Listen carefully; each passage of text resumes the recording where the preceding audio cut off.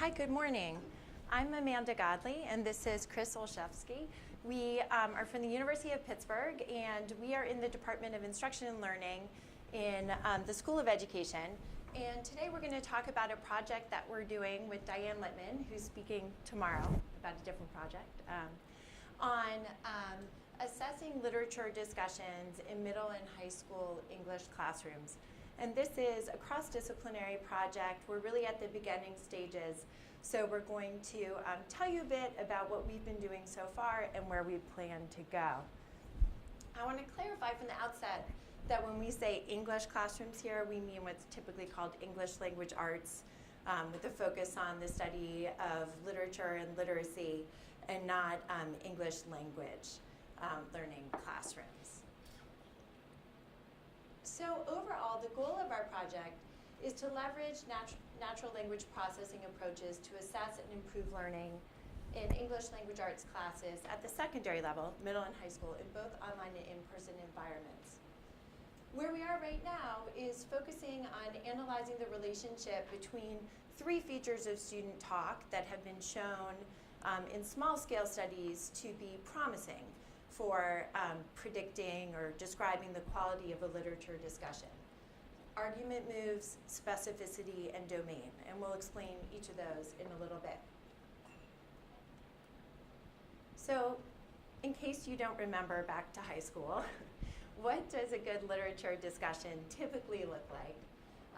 It's typically focused on the collaborative analysis of the implicit meanings in a text. So not just literal comprehension, but literary interpretation, looking at things like characters' motives, relationships between characters, themes. It's most often driven by teacher open-ended questions, and then student talk, ideally to each other as well as the teacher, through the analysis, the ideas that they're generating about the text. Typically, high-quality discussions require students to express original ideas, to somehow connect those ideas to the text, and to reason or explain their ideas.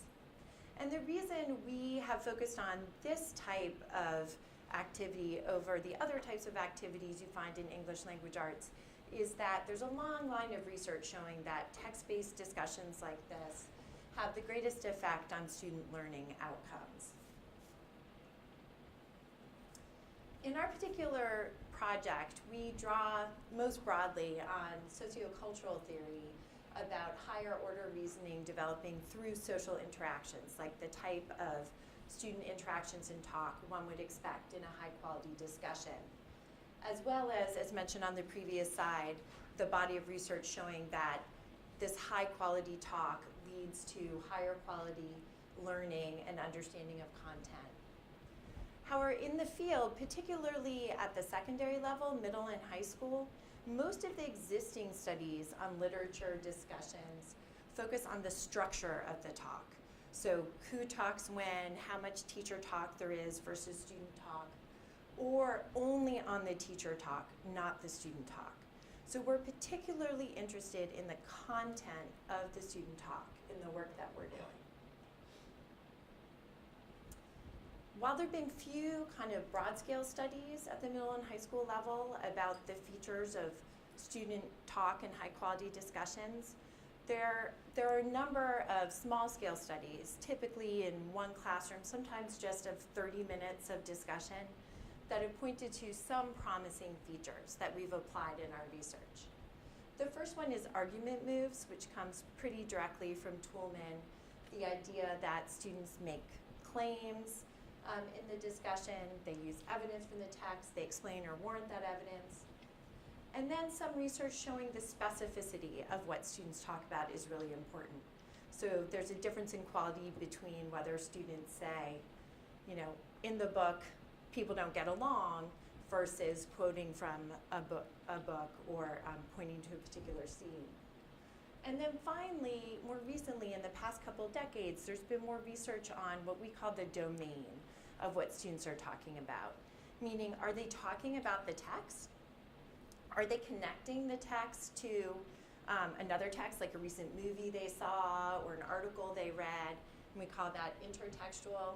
or whether they're drawing on their own experience or what they assume to be the lived experience of humans in the real world as opposed to the text world.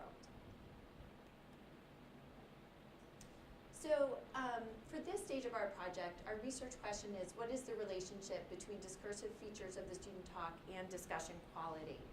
And we have two different steps we're going to describe. The first is a corpus study of the distribution of the features that we examined.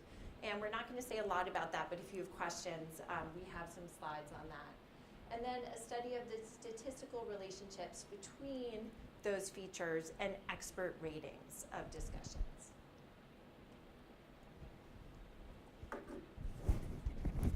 So give us a minute while we turn over the mic.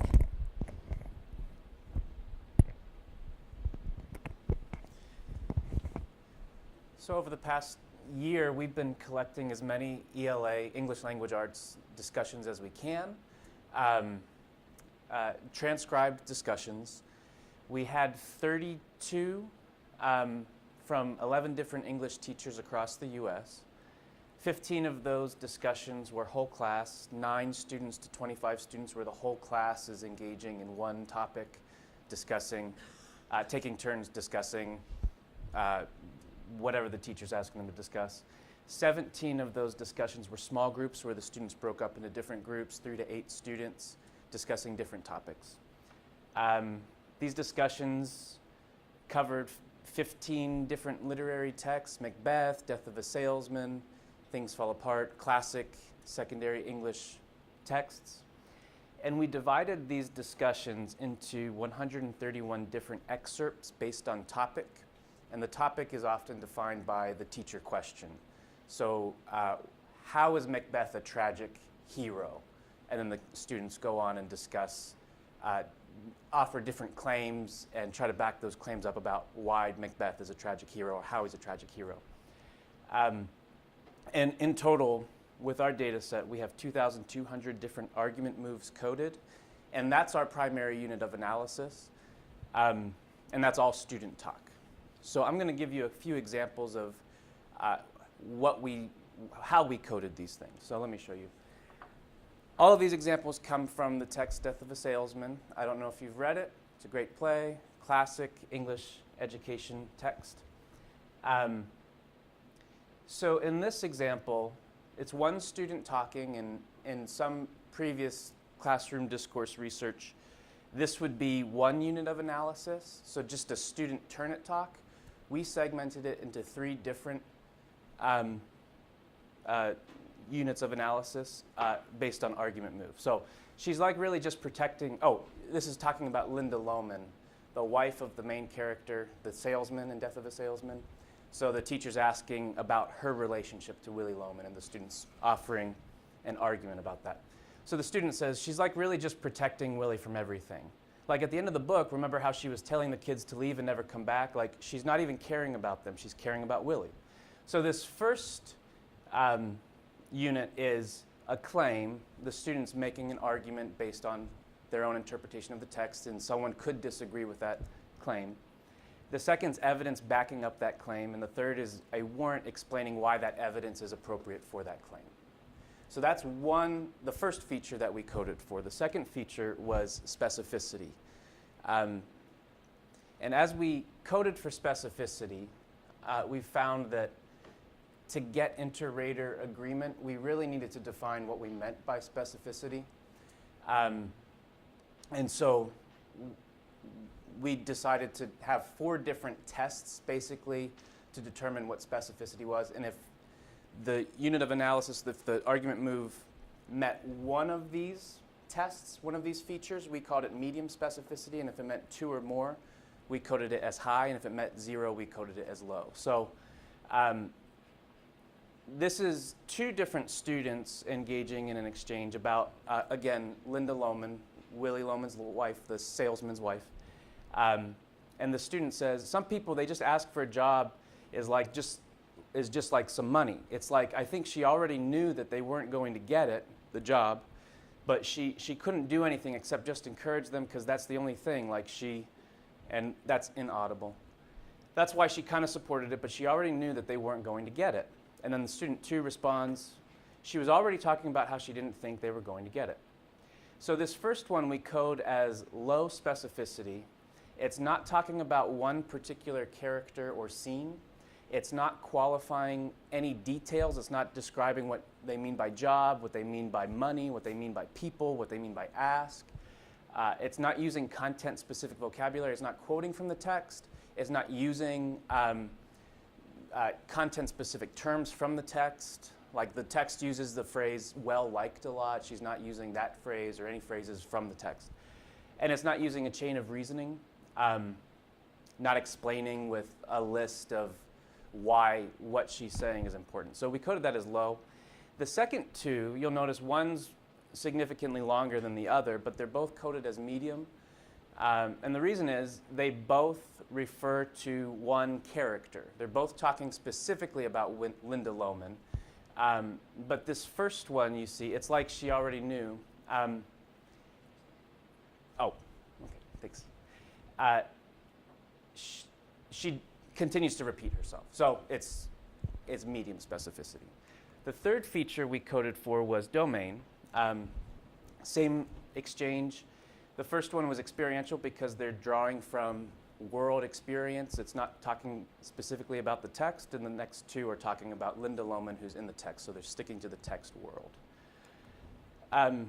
So for that first element of our study, we needed to analyze our own corpus and see what we had.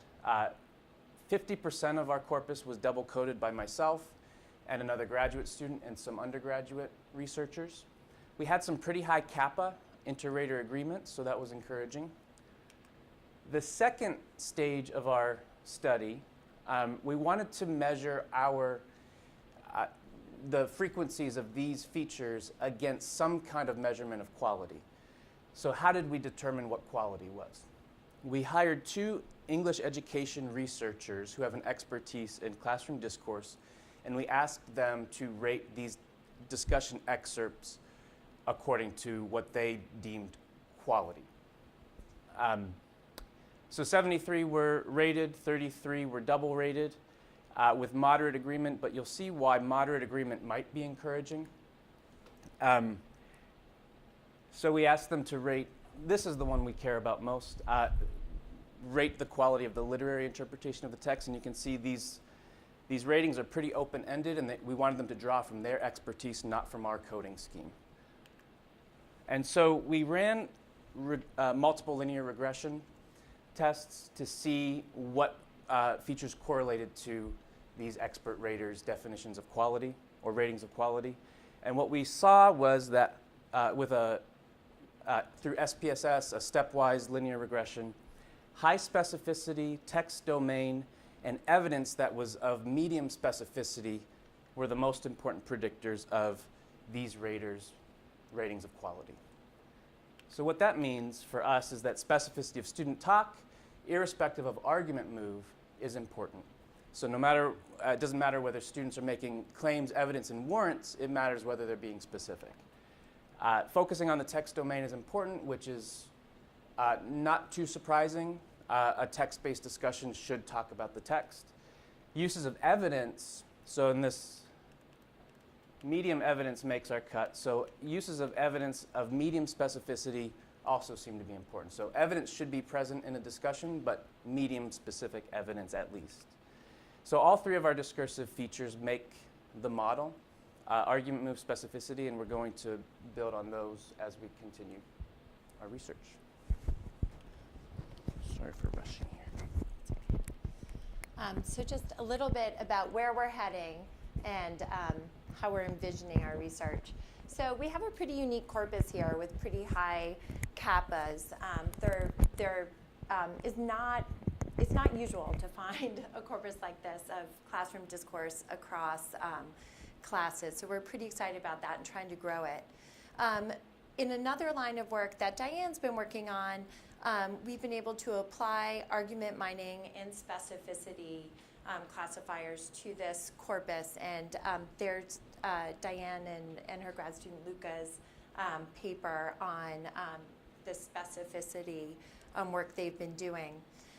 Once we enhance our methods, we're looking to extrinsically and intrinsically evaluate them using the human gold standards we've developed. And just a quick note that classroom discourse poses particular challenges for this work in many ways, which we're happy to talk about more. In terms of literacy research, this type of broad cross-site research with depth of student talk and content of student talk is pretty unusual. So we're eager to make a contribution there. And in terms of where we're going, we're looking to build a larger corpus. So if you have any data on a server somewhere that relates to text-based discussions, we would love to see it and include it. We're happy to annotate and transcribe it. We are going to work on comparing the correlation between specificity and discussion quality, both in our NLP work and also the human-coded data. And finally, our longer-term plan for the next couple years is to develop automatic detection of the other two features, argument moves and domains. Thank you.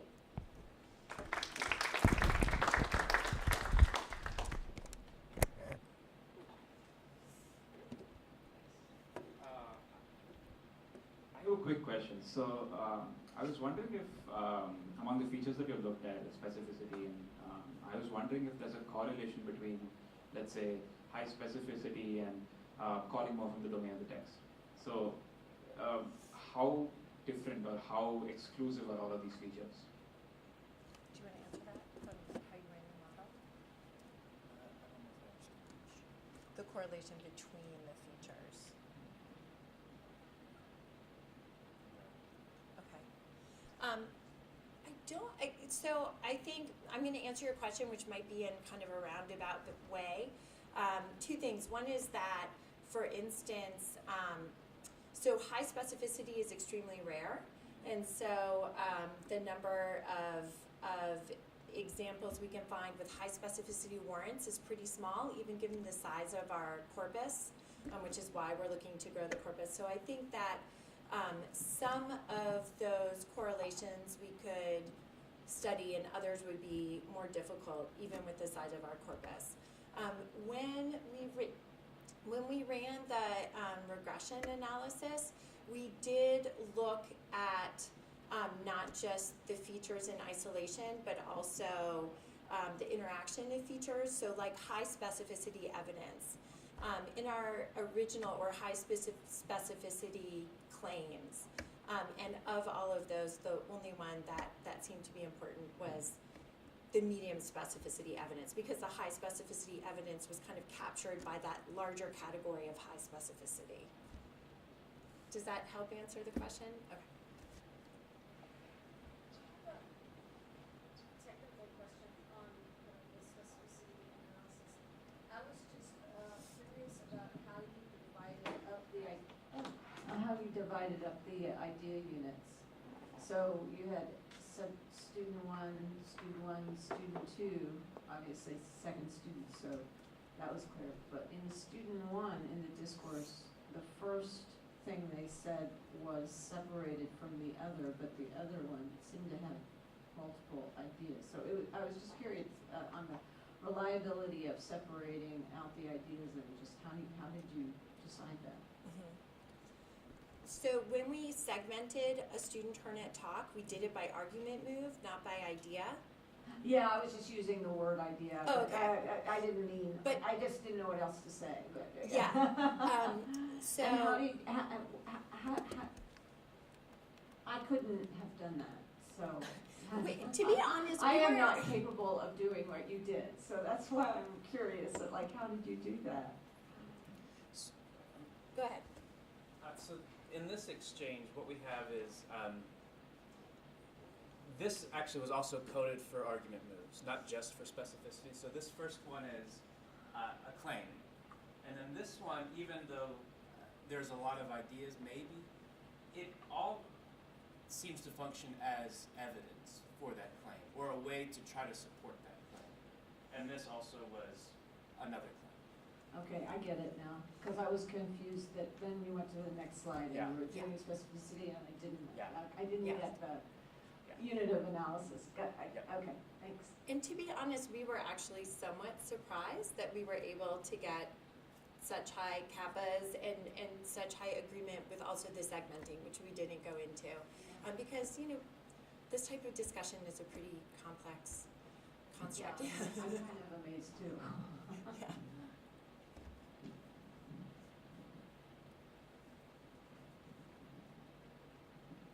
Can you talk about the representation of the three domains? So were students kind of primarily using textual things or experiential, and did you look at kind of the interactions of those? Yes, here we have, hold on, let's get to our supplementary slides.